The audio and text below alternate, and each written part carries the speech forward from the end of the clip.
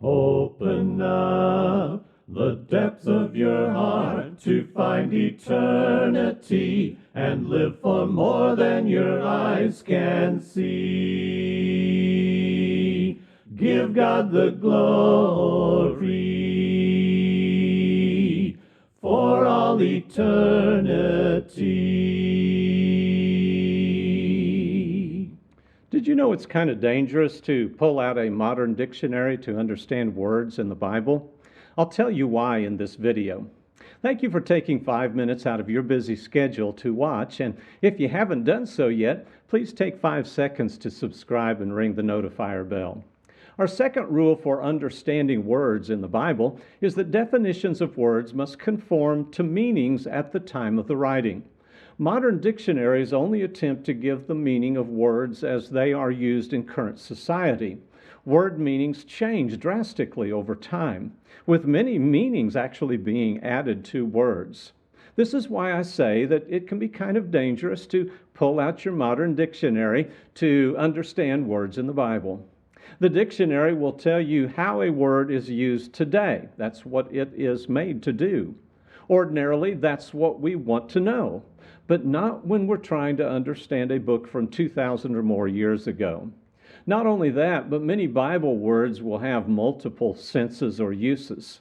And as we're about to see, we don't always use Bible words correctly today, and the dictionary can reflect those inaccuracies.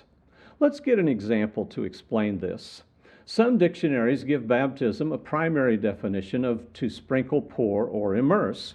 But in ancient times, the Greek word only meant to immerse, submerge, or overwhelm.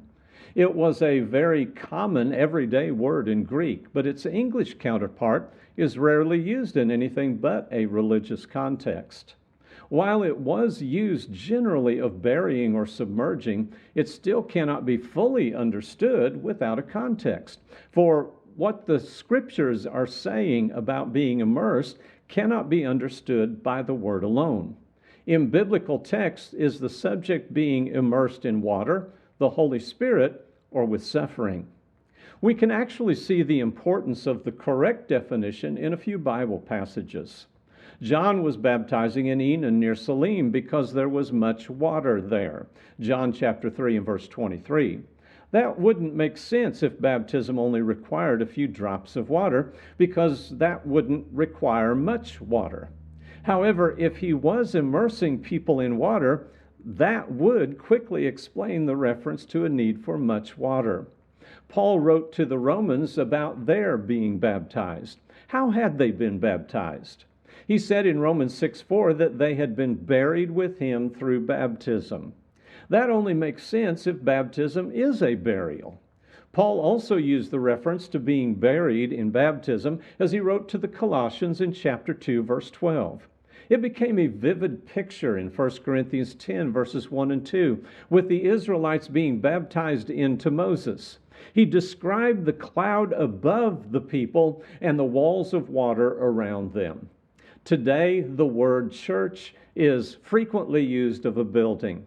But the Greek word for church never referred to a building in the New Testament. At times, we may simplify a definition to explain something to children. Nothing wrong with that. But if we leave it at that, misunderstandings may result. A very common definition of the word church is a word referring to God's people. That may help a 4-year-old, but hardly gives clarity to the subject of what the church is on an adult level.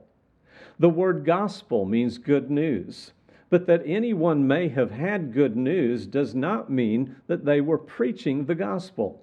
For example, in 1 Samuel 31:9, the Philistines cut off Saul's head, sending it and Saul's armor through the land to let the people know the good news about their victory over Israel. Surely we know that they weren't preaching the gospel.